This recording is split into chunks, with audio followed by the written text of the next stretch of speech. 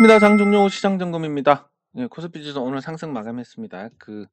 항상 그렇지만 이 균형을 맞춘다는 거, 시장에는 방향이 있고, 요 방향에 따라서 균형을 맞춰 간다라는 거. 요것만 잘 이해를 하시면, 지금은 방향이 이건지, 이건지에 대해서 이제 아직 확인하는 과정이다. 그리고 이거일지도 모르는 게 이렇게 가고 있다. 뭐 요거일 가능성도 있었지만, 러시아가 우크라이나를 침공함으로써 이 시나리오는 삭제가 됐습니다. 네, 그래서 옆으로 가거나 아래로 가거나인데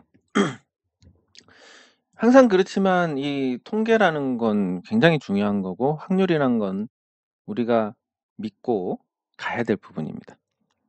미래를 모르기 때문에 확률에 베팅을 해야 되는데 그리고 재료에 대해서도 우리가 계속 알아야 되는 부분들 뭐냐면 신선하지 않은 재료는 쓰지 않는다라는 거 시장에서.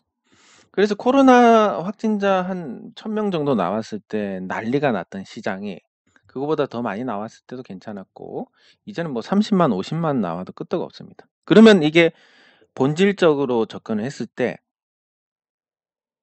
재료가 문제라서 내리는 건지 투자자들이 문제라서 내리는 건지 여기에 대한 쉬운 해답을 찾을 수가 있습니다. 물론 그게 이제 상호작용을 하면서 어떤 상승 효과를 가져오는 것도 있지만 대부분의 경우는 투자자들의 반응이 문제다. 그러면 투자자들의 심리만 있는다면 주식시장에서 나은 대응을 할 가능성이 높아진다. 확률이 높아진다라는 그런 결론에 도달을 하게 됩니다.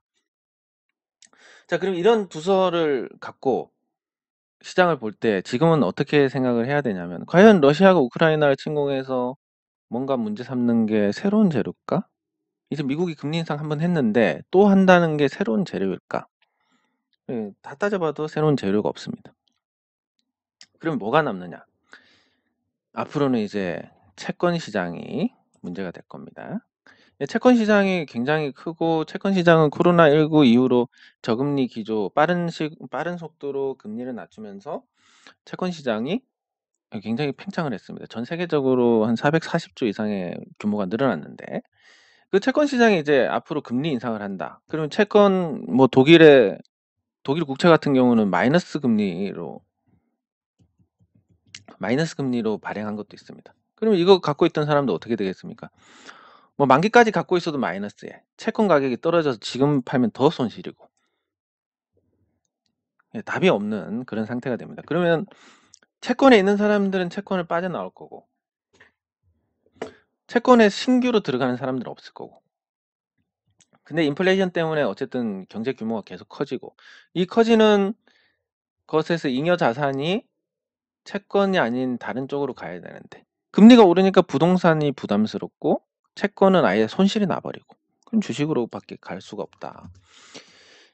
그래서 주식시장으로 금리 인상기에는 자금이 몰릴 것이고 금리 인상을 할 만큼 경제가 좋고 인플레이션이 강하다는 거니까 기업들 계속 말씀드리지만 기업들이 갖고 있는 자산은 계속 올라갈 수밖에 없고 그러면 손 짚고 헤엄치는 게 됩니다.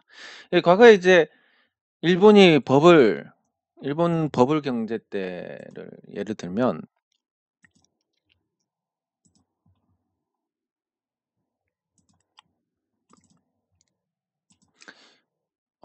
자료가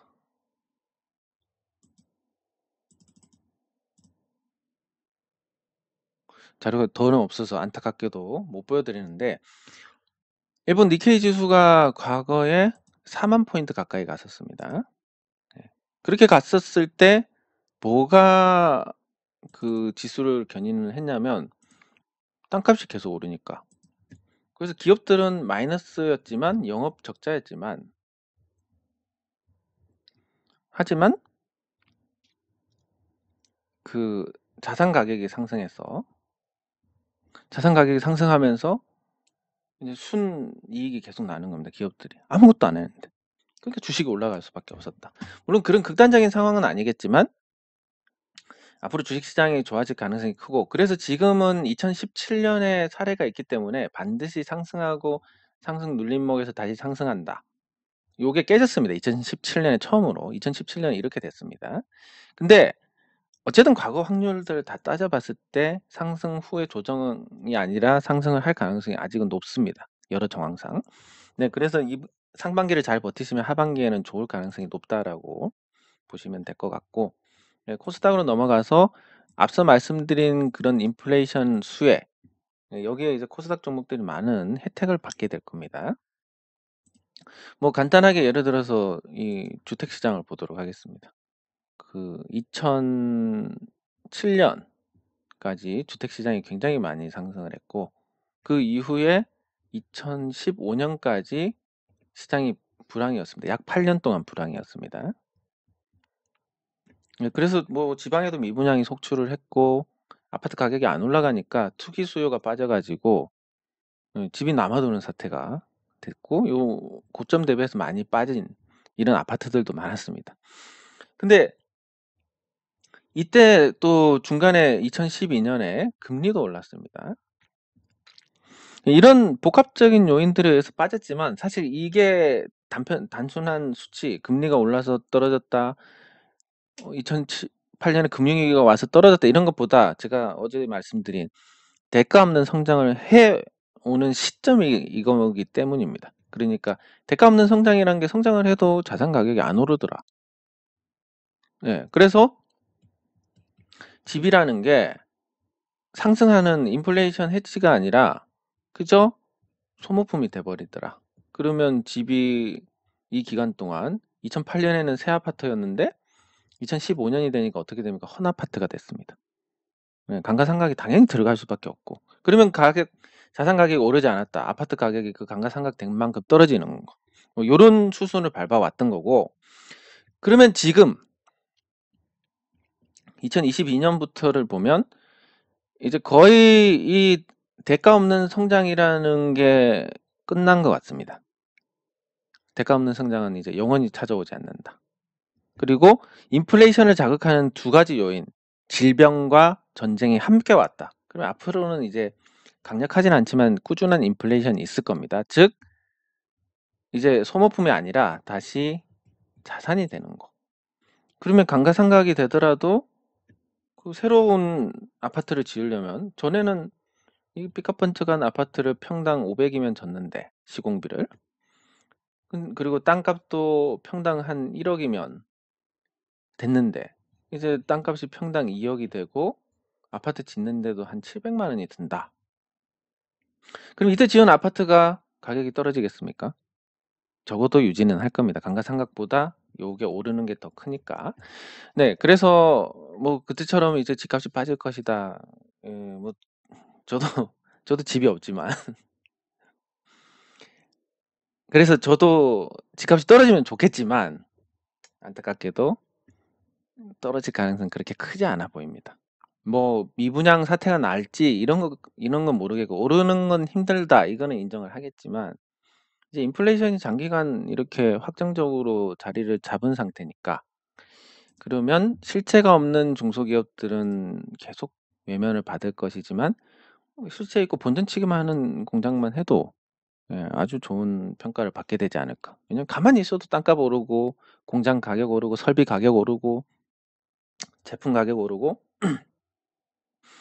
들여오는 원료 가격이 오르고, 그러면 매출을 100억 하는 업체가 있다면 이 매출은 원자재 한 60억 사와 가지고 인건비하고 녹여서 100억 해서 파는 겁니다. 근데 이 60억에 들어오던 인건비, 아니 그 원자재가 120억이 됐습니다. 이 회사가 인건비가 그 비중대로만 늘어났다면, 근데 인건비는 또 안 오르지 않습니까? 그러면 매출이 120억이 들어와서 매출 200억을 찍게 되는데, 그러면 80억이 남고, 그때 실제로 이거보다 더 매출이 늘어나게 됩니다. 비용도 더 안 들고. 그러니까 가만히 있어도 매출이 늘어나고 이익도 늘어나고 자산 가치도 올라가고, 이게 이제 지난 10수년간 외면받았던 종목들. 공장 그 땅 누가 살 건데, 공장 건물 계속 낡아가잖아. 공장 설비 계속 감가상각해야 되잖아. 이 문제를 해결하는, 제품 가격 계속 내리는데 어떻게 성장을 기대할 수 있냐. 이런 부분들을 일소에 해소하는 게 인플레이션이다. 그러면 상대적으로 대기업들은 현금도 많이 갖고 있습니다. 삼성전자 같은 경우 예를 들면 이거를 하면서 이렇게 또 공부를 하는 거 나쁘지 않습니다.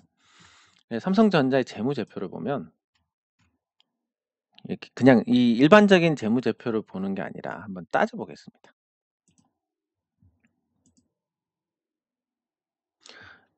예, 보면 삼성전자의 금융자산 많이 줄긴 했습니다. 85조가 있습니다. 네, 85조인데 인플레이션이 있으면 어떻게 됩니까? 자연히 이 현금의 가치는 떨어지게 됩니다. 그리고 이것도 39조나 있는 현금성 자산도 떨어지게 되고 재고나 매출 채권은 잘 모르겠습니다. 가격이 오를 수도 있으니까 저거는.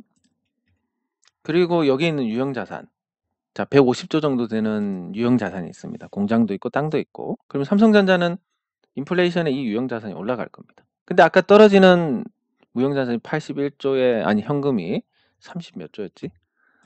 그새 까먹었네. 39조에 85조 해서 현금성 자산이 100 이게 계산이 안 되네. 124조. 예. 124조입니다. 뭐 크게 차이가 없습니다. 이거랑 이거랑. 장기 금융 자산도 뭐 거의 현금이니까. 이것까지 치면 15조 더하면 유형 자산과 현금 자산의 가치가 거의 뭐 동일합니다. 규모가. 그럼 삼성전자는 인플레이션의 수혜를 강하게 받습니까? 약하게 받습니까? 아주 약하게 받는다. 왜냐하면 갖고 있는 현금이 그만큼 또 흔해지고 가치가 떨어져 버리니까. 예, 그렇기 때문에 앞으로 관심을 가질 종목은 요거. 자산도 많고 부채도 많은 종목들. 그러면서 안 망하는 종목들. 예, 한국전력이 최강입니다. 한국전력 주가가 워낙 장기간 뭐 저평가되어 있으니까 오를지 안 오를지는 모르겠지만 인플레이션 환경에서 한국전력이 갖고 있는 자산이 얼마나 되느냐. 또 한번 이럴 때 또 한 번씩 봐야 되지 않겠습니까? 이거 굉장히 간단하게 보는 거고 뭐 크게 이게 큰 기술이 있는 것도 아닙니다. 예, 근데 이제 주식 투자할 때 이렇게 보시면 모르는 것보다는 좀 도움이 되니까. 자, 한국전력에 현금이고 뭐고 다 말라 있습니다. 유동금융자산도 뭐 합쳐봐서 4조밖에 안 됩니다. 근데 유형자산은 173조입니다. 자, 그러면 전국적으로 이 유형자산이 뭐 땅만 있는 건 아니겠지만 전국적으로 땅값이 2배가 올랐다. 곱하기 170조가 됩니다. 근데 한국전력의 시가총액이 14조 8천억. 그리고 이게 높아지는 만큼 가치가 훼손되는 뭐 금융자산이나 현금 다 합쳐봤자 4조. 170조가 오르고 4조가 까입니다. 173조입니다. 이게 오르고 4조가 까이니까 어마어마한 혜택을 보게 됩니다. 인플레이션에. 그리고 부채로 넘어가서 부채도 어마어마하게 많습니다. 합쳐가지고 비유동 부채를 보면 사채, 그 회사채를 얘기를 하는 거고 뭐 충당 부채도 많고 해서 부채의 합이 무려 145조. 그러면 아까 보셨다시피 유형자산 가격 오르고 이 부채는 가치가 떨어집니다. 가격은 유지될지 모르겠지만. 사실 인플레이션 환경 여기서 한국전력만큼 수혜를 볼 수 있는 종목이 있을까? 거의 없지 않을까 싶고 그리고 이제 원전을 재가동하고 그리고 그 전기요금 인상 억제하던 거 풀어주고 뭐 이러다 보면 정상이 될 것 같은데 이런 부분들을 반영해서 이제 주가가 조금씩 회복하고 있지 않나. 근데 인플레이션 환경만 본다면 한국전력은 그리고 앞으로 전기차 때문에 전력 소비量계속 늘어날 겁니다. 성장도 되고 부채, 자산 이런 걸 봤을 때 인플레이션 환경에서 가장 큰 수혜주가 한국전력이 아닐까. 그러면 도대체 이게 얼마나 적정가냐. 만약에 정부가 관여하지 않는 민간 독점 기업이었다면 한국전력의 시가총액은 최소 100조 이상이 돼야 됩니다. 한 5배 이상. 그러니까 10만 원 이상 가야 되는 게 정상입니다. 근데 그렇게 되지 못하는 건 이제 정부의 입김. 특히 투자자들이 가장 싫어하는 게 아니 전기요금 원가가 올라갔으니까 전력 생산 원가가 올라갔으니까 전기요금은 인상을 해야 되는데 정치적인 요인으로 인해서 인상을 못하게 됐습니다. 그러면 경제 논리를 벗어나니까 이거는 투자를 하기가 굉장히 불확실하고 어렵게 된다. 요런 거니까 보실 때 이제 이 한국전력을 기반으로 한국전력은 안타깝게도 정부 개입 때문에 투자자들이 몰리기가 어렵다. 하지만 수혜 정도가 너무 좋기 때문에 저는 관심을 계속 가질 거지만 그거 외에 이제 말씀드린 이런 구조, 부채도 있고 자산도 많고 이런 기업들은 주가가 올라가면 아니 주가가 아니 인플레이션 환경에서 어마어마한 수혜를 받는다. 그런 종목들로 골라 가시면 굉장히 괜찮지 않을까 싶습니다. 네, 감사합니다. 감사합니다. 예, 감사합니다. 근데 뭐 제가 좀 전달하는 능력은 사실 좀 부족한 것 같아서 조금 더 재밌게 풀어 드릴 수도 있을 것 같은데 예, 그 부분이 조금 아쉽습니다. 네, 감사합니다. 감사합니다. 감사합니다. 예, 감사합니다. 예, 감사합니다. 감사합니다. 극복 방법. 그래서 저는 이제 뭐 두 가지 측면에서 조금 다른데 일단 이 사람한테 에너지를 얻는 사람이 있고 또 에너지를 잃는 사람이 있습니다. 저는 이쪽인 것 같습니다. 정말 일 때문에 만나는 건 굉장히 즐겁고 좋은데 그 외에 뭐 그냥 사적으로 만난다. 이게 일 중독인지 아니면 선천적으로 외로움이 없어서 그런지는 모르겠는데 예, 에너지를 많이 뺏깁니다. 사람을 만나면. 그래서 저는 집에 혼자 있는 거 되게 좋아하고 예, 그리고 무기력증은 그럴 틈이 없습니다. 계속 생각을 해야 될 일이 많으니까. 뭐 챙겨야 될 게 한두 개도 아닌데 지금은 이제 법인 결산을 하고 있습니다. 그것도 이제 하루 만에 후딱 배워 가지고 하고 있는데 생각보다는 또 어렵지 않아서 잘 하고 있고 다행히 뭐 기한 넘기지 않고 잘 마무리가 될 것 같은데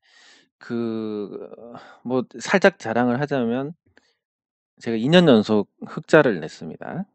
예, 이 법인 주식으로 미래를 여는 사람 법인이 작년에 매출이 한 4억대 그리고 영업이익이 1억 6천만 원인가 났는데 굉장히 좋은 평가를 받았습니다. 중소기업 중에서 영업이익률이 상당히 높은 편이다. 예, 당연히 높습니다. 왜냐하면 비, 비용 비용 들 게 없으니까.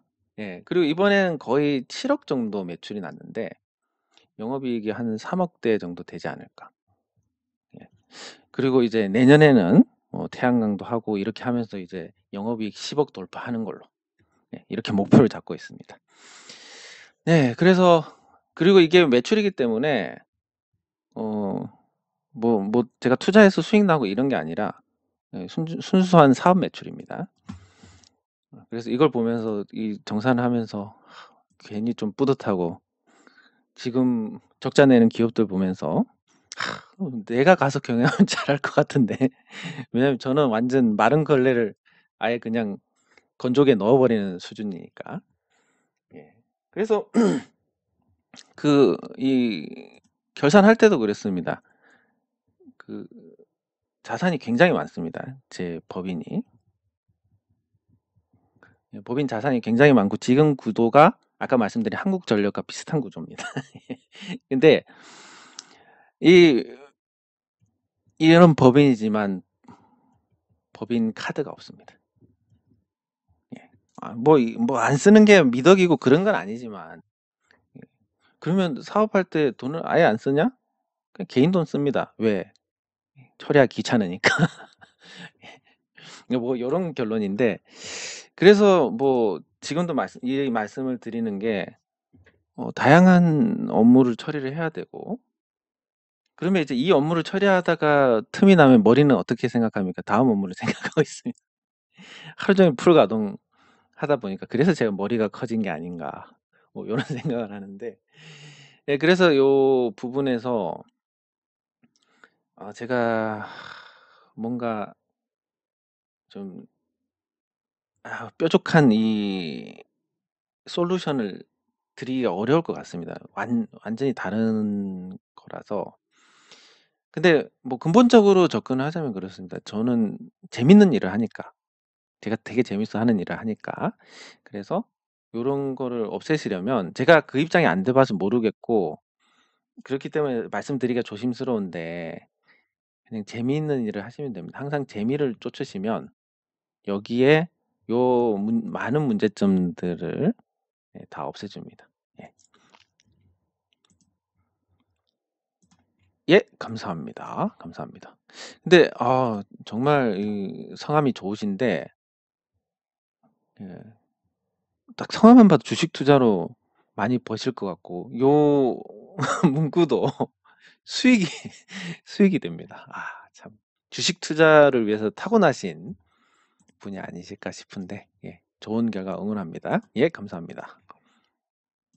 예, 감사합니다. 감사합니다. 네, 감사합니다. 네, 감사합니다. 예, 오성 첨단 소재 같이 살펴보도록 하겠습니다. 감사 범위 제한으로 한정. 예, 한정이면 죽진 않습니다. 일단 제가 한 번 더 봐야 될 것 같은데. 예, 무릎은 많이 좋아졌습니다. 진짜 이것도 이제 무릎 하니까 생각나는데 이거는 보편적인 건 아니니까 예, 그냥 운 좋게 이렇게 됐다라고 보시면 됩니다. 이 무릎이 이렇게 있으면 여기인데 여기를 그냥 사정없이 찍어 가지고 왜냐면 이제 이 의자가 이렇게 있으면 이렇게 의자가 있으면 요 옆에 이거 붙어 있는 거 아예 몰랐습니다. 모르고 그냥 이거 지나갔으니까 그것도 빠른 걸음으로 어 이게 뼈가 안 부러진 게 다행일 정도로 이 무릎이 하나 더 생긴 상태였는데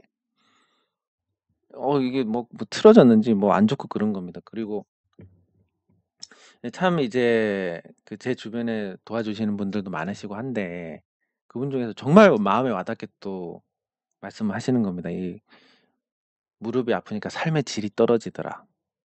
무릎 아프면 병원 가봐야 된다. 안 와닿습니다. 예, 물론 걱정을 해주시는 거지만 무릎 아프면 병원 가시라, 무릎 아프면 주사 맞으시라 이런 것보다 삶의 질이 많이 떨어진다. 이렇게 하니까 꼭 치료해야 되겠다.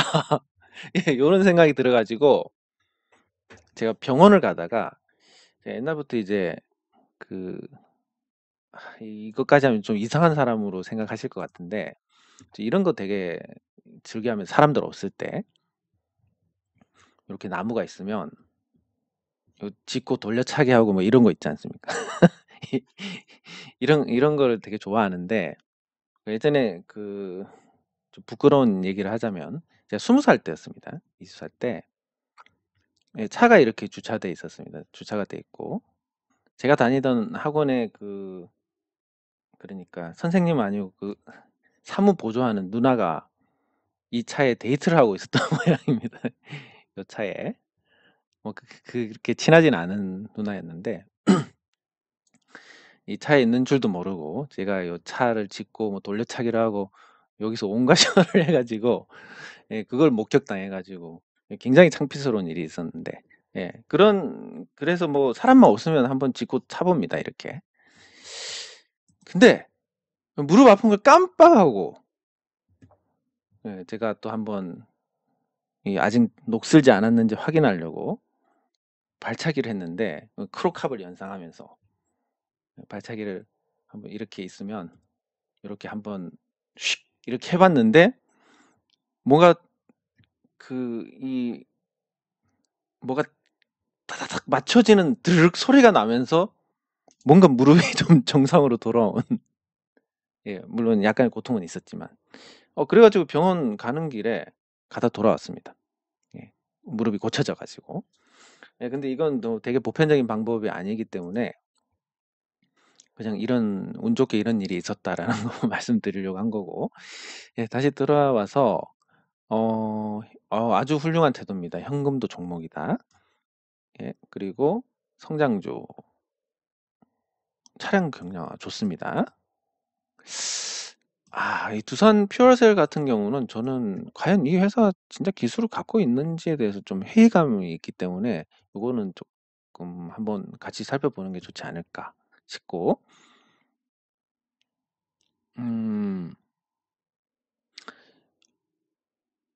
물타기 아니면 제노레이, 삼성 뭐 이런 거. 글쎄, 저는 제가 이제 삼성전자가 뭐 똑같은 건 아니겠지만 그렇습니다. 삼성전자가 제가 예전에 갖고 놀 때가 60만 원이었습니다.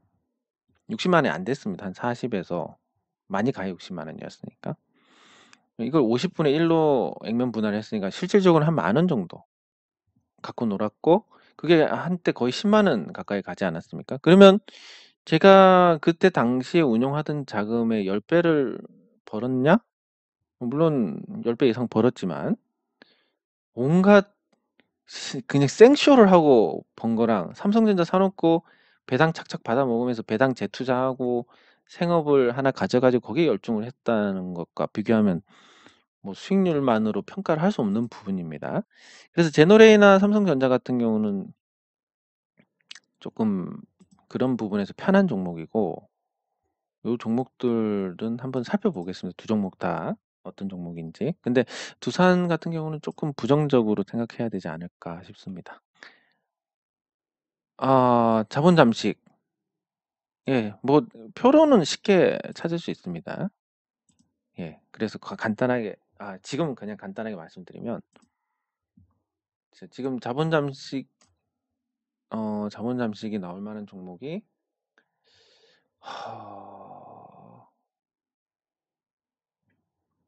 저 다이나믹을 보면 될 것 같습니다. 아직은 아니니까. 자, 다이나믹 디자인을 보면, 자, 지금 시가총액이 많이 내려왔습니다. 내려왔는데, 이 회사의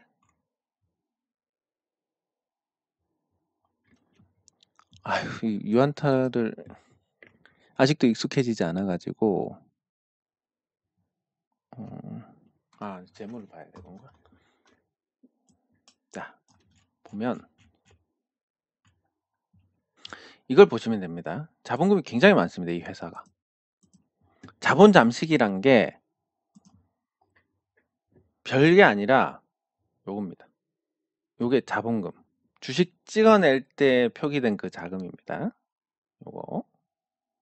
자, 요거고, 이 자본금보다 순자산이란 건 요것도 아니고, 요것도 아니고, 요것도 아니고, 요것도 아니고, 요 자본 총계를 얘기합니다. 순자산이 요거보다 적습니다. 그럼 이건 무슨 상태입니까?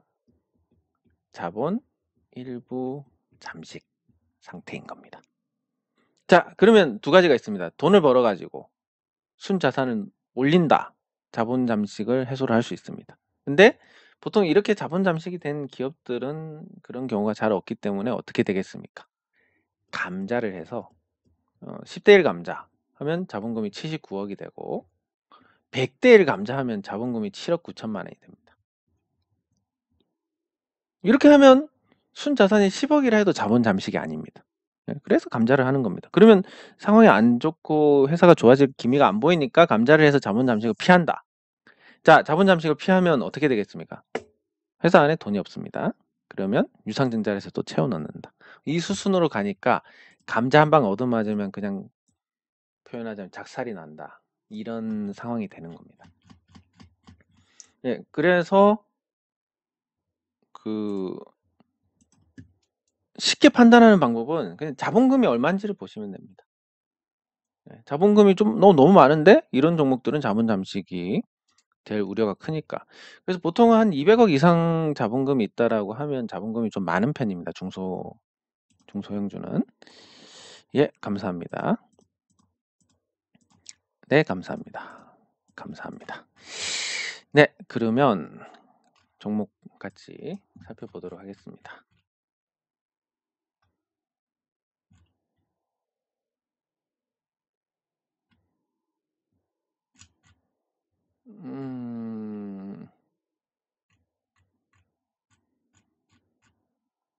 오성 첨단 소재.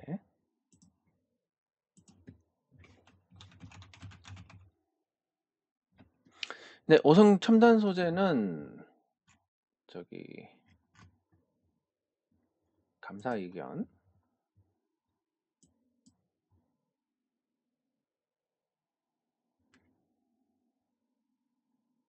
한정.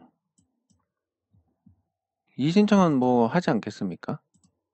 네, 한정 의견이 나왔고 감사 보고서의 내용을 잠깐 보겠습니다. 봐도 뭐 제가 해당은 안 되고 기재도 안 되고 적정 감사 범위 제한으로 인한 한정.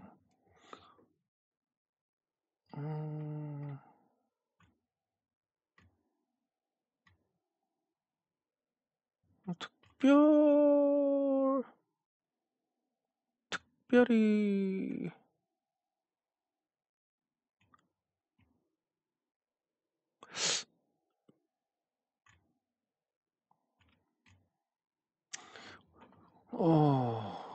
특별한 부분 없는데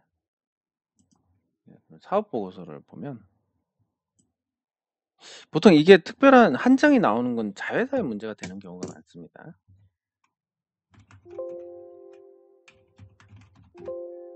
자회사가 아니라 지분.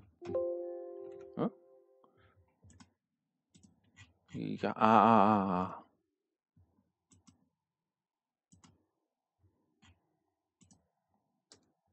이게 나눠져 있구나. 예.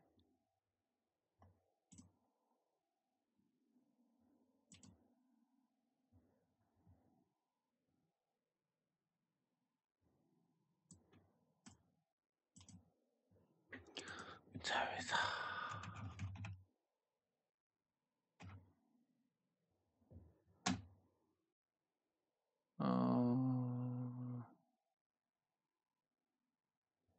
네.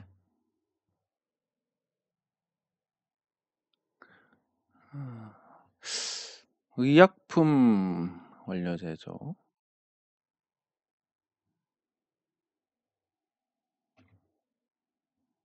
자회사.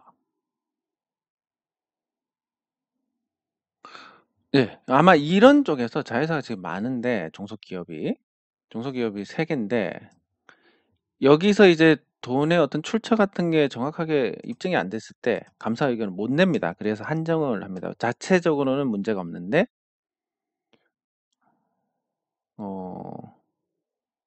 자체적으로 문제가 없지만 자회사에 대한 어떤 자료가 안 왔을 경우 그때 이제 문제가 되는 경우가 있습니다. 그러면 오성 첨단 소재 자체로 버틸 수 있는 기업인지를 보면 자산도 많고 뭐 나쁘지 않습니다. 그럼 한정이 나왔다는 것은 글쎄 상장 폐지까지는 가지 않을 것 같다. 이게 제 판단입니다.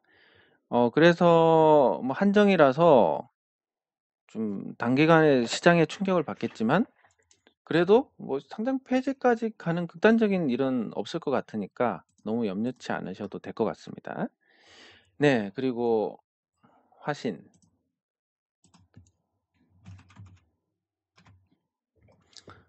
네, 화신은 올해 발군의 실적을 보여줬는데 주가는 뭐 적정한 수준에서 움직이고 있습니다.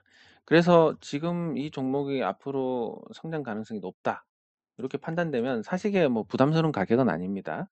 네, 그리고 평단이 지금 손실 중이신 것 같은데 물타기를 고려하시는 건 항상 그렇습니다. 이게 이미 올라 있는 시세를 냈기 때문에 요 시세를 낸 상태에서 기록적인 상승을 할 것이니까 장기 투자를 해야지 이런 건 잘 안 먹히는 상태입니다. 8,000원에 샀다는 것은 장기 투자 목적이었으면 사실 여기서 사야 됩니다.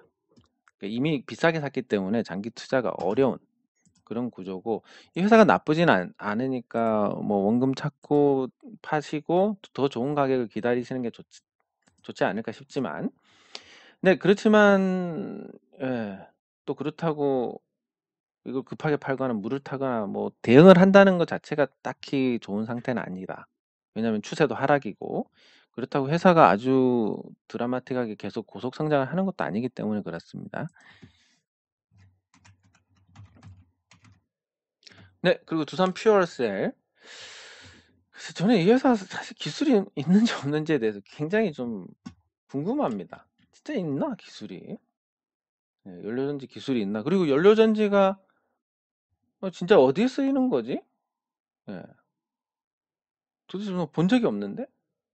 그러니까 뭐 발전소에 어떤 장비로서 들어간다라고 하면 수긍을 하긴 하겠지만 그래도 지금 주가는 굉장히 비싼 편입니다. 이 회사가. 그리고 실적이 계속 이 사업을 하면서 수십 년간 기술이 누적된 것도 아니라서 진짜 실적이 있는지에 대한 것도 굉장히 회의적이고 그리고 주가가 또 많이 올랐습니다. 비싼 게 제일 큰 악재입니다. 근데 또 이거를 4만에 사셨으니까 장기 투자를 할 만한 가격에 사신 건 아닌 겁니다. 뭐 한 7천 원대 사셨으면 모르겠는데 그래서 오래 기다려서 수익 보시는 거에 대해서는 두 종목 다 조금 힘들지 않을까.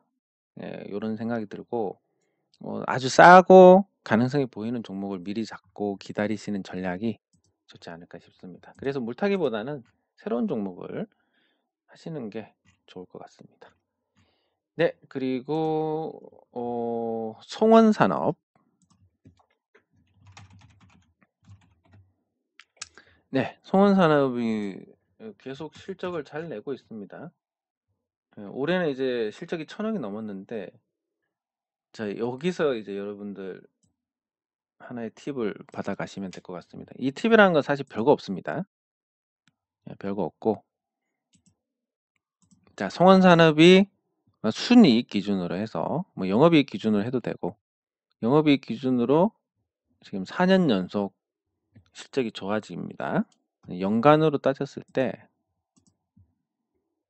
계속 좋아집니다. 실적이 이렇게 계속 좋아져 왔고 앞으로도 좋아질 것이고 순이익도 이렇게 뭐 이때 비하면 거의 한 4배 가까이 늘었는데 2년 만에 그래서 송원산업이 이렇게 실적이 꾸준하게 좋아지고 올해는 뭐 사상 최대 실적을 냈고 이런 상태인데 주가가 그 전에 반도 안 되는 실적 낼 때랑 비교해서 크게 다른 게 없구나. 오히려 내렸네.